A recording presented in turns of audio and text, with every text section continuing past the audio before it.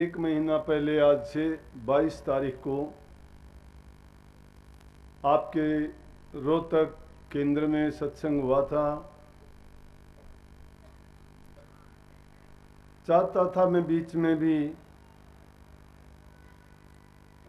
कि सत्संग का टाइम किसी न किसी सत्संग केंद्र पर दूं, लेकिन हमारे चाहने से नहीं। जो मौज चाहती है, सतगुरु चाहता है, वही होता है।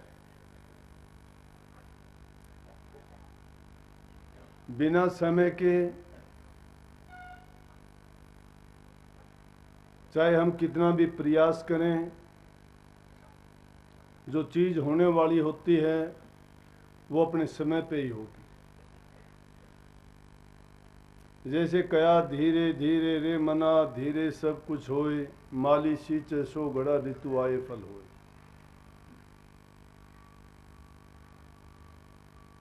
समय लगता है। इंसान अपनी जल्दबाजी में अगर ये चाहता हो कि वो काम जल्दी हो जाए, नहीं होता है जल्दी। हर चीज समय पाकर अपने ठीक समय पर फलती है, फूलती है और अपना परिणाम देती है। पिछली साल यहाँ के केंद्र पर सत्संग नहीं हुआ था। उसका कारण था कि चार दीवारी सामने से कुछ तोड़फोड़ का काम हो गया था, इसलिए नहीं हुआ। और ये ज़रूरी भी नहीं है कि हर केंद्र पर हर साल सत्संग हो, क्योंकि जब आश्रम बढ़ते चले जाते हैं, ये बात तो है नहीं कि नहीं होता। आपको 10-15 किलोमीटर के एरिया में, 20 किलोमीटर के एरिया में हफ्ते 10 दिन में सत्संग मिल जाता है। लेकिन फिर भी सत्संगियों में जो सत्संग की भावना होनी चाहिए, वो समझ नहीं है अभी। महापुरुषों ने जो फरमाया है कि संसार में आना जाना, दुख कष्ट का उठाना, उल्टे सीधे कर्मों का फल अपने सिर पर बोझ बनाना, ये किस कारण से होता है? मैं और मेरी के कारण होता है।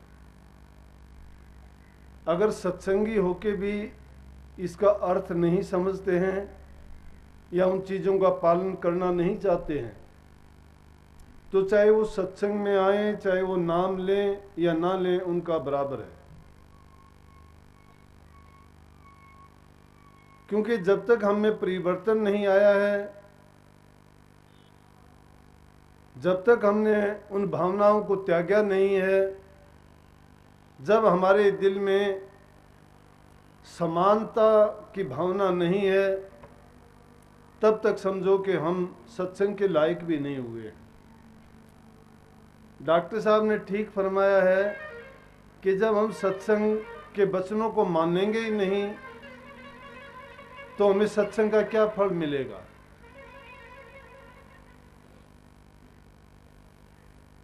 जो गुरु के गीत गाए गए और दूसरे भी ग्रंथों में देखोगे, संतों ने, महापुरुषों ने गुरु की महिमा गाई है। मैं भी इससे ज़्यादा कुछ जानता नहीं हूँ, मैं संत नहीं। हाँ, संतों का सेवक रहा मैं, सेवकाई भी मेरे से पूरी नहीं हुई, यह भी अभिमान की बात है। लेकिन चुटमुट इस समय को देखते हुए जो मेरे से बनी ना, थोड़ी बहुत की मैंने, और उसका फल मिला मुझे, आपके सामने है वो। गुरु का करना, नाम का ले लेना ही गुरु का धारण करना नहीं हो जाता। गुरु का धारण करने का मतलब है अपनी मति को गुरु की मति में जोड़ देना, गुरु की आज्ञा के पालन में बंध जाना, गुरु की दी हुई शिक्षा और सूत्र को अपने जीवन में अपनाना। इसीलिए उस गुरु का नाम ज्ञान का दिया गया है। और गुरु क्या सिखाता है? धैर्य सिखाता है, प्यार सिखाता है, सेवा का पाठ पढ़ाता है, त्याग करना सिखाता है, और करनी करने के मार्ग पर चला के उसके इस जीवन को सफल करता है। जो सेवक मैं मेरी में अहंकार में और जब तक उसमें त्याग की भावना नहीं है तब तक उसको कुछ मिलना भी नहीं है। अपने जीवन में कुछ हासिल करना चाहते हो तो त्याग करना सीख जाओ। अगर कुछ बनना चाहते हो तो सेवा करना सीख जाओ। अगर गुरु से कुछ लेना चाहते हो तो गुरु की आज्ञा का पालन करो। ये गुरु भक्ति के ऐसे सूत्र हैं कि देखने में सुनने में तो बहुत आसान लगते हैं, लेकिन अपनाने में और उन पर चलने में बहुत कठिनाई और बड़ी मेहनत करनी पड़ती है। जिस प्रकार से कांटों की सेज पर अगर सो सकता है कोई, लेकिन गुरु की आज्ञा में नहीं रह सकता। क्यों? ये ऐसा मारे गए जिसमें आदमी को मिट्टी से भी महीन होना पड़ता है। इतना धैर्यवान, इतना शीतल और इतना धीर गंभीर बनना पड़ता है जैसे पृथ्वी है। और पृथ्वी का गुण क्या है कि खोद खाद धरती से है और काट बाट बन रहा, कटु वचन सज्जन सह और से सया नहीं जाता। अरे हम तो कटु वचन तो दूर की बात है, जमीन जितनी गंभीरता कही है मैंने, इतनी स्थिरता कही है, इतना धैर्य का है, कितनी खोद पाड़ होती है इसमें, कितनी छेड़छाड़ होती हैं, लेकिन ये कभी भी उससे ना तो बदला लेने की सोचती है, ना ही किसी प्रकार का दूसरे को कष्ट देती है, बर्दाश्त करती रहती है। फिर भी इससे जितना बनता है सुख देने का प्रयास करती है। अभी यहाँ का काम ज्यादा करके महावीर देखता है, जाके कहने लगा दुखी मन से कि मेरे से सत्संगी कहते हैं कि तू तो गुरु के सामने बोल नहीं सकता, तू डरता है। मैं कहने लगा उनसे ये कह देना कि अगर वो ना डरते हो युद्ध के मैदान में चले जाएं, गुरु भी डरता है। जब तुम गुरु से डरते ही नहीं हो तो भक्ति क्या खाक करोगे? भय और भयाव की भावना जब तक नहीं है, भय और भावना तुम्हारे दिल में जब तक नहीं है। मेरे पास ना तो कोई जेल है, ना मेरे पास कोई पुलिस है, ना मेरे पास कोई ऐसी फोर्स है कि आप अगर मेरी बात को नहीं मानोगे तो मैं आपको पकड़ के जेल में थोड़ा बंद कर दूंगा, आपको कोई सजा थोड़ी दे दूंगा।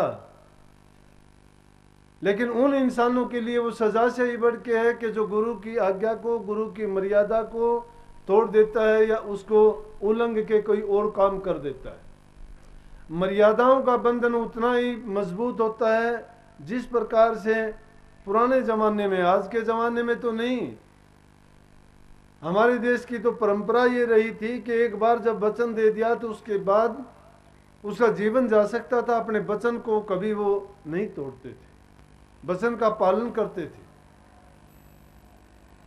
और गुरु के वचन की आज्ञा का पालन करना, गुरु किस लिए, मैं किस लिए ये बात कहता हूं कि गुरु का अपना स्वार्थ नहीं होता है।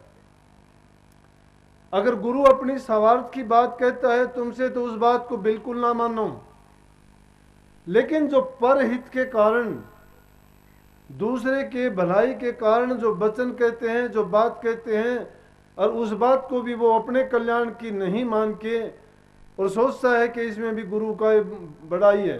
कई लोग कह देते हैं कि जाओ मैंने छोड़ दिया, नाम छोड़ दिया, 1000 बार छोड़ो, नाम छोड़ने से छूटता थोड़ा है। और छोड़ देगा तो किसका, दूसरे का किसका, उसने क्या बिगाड़ना है।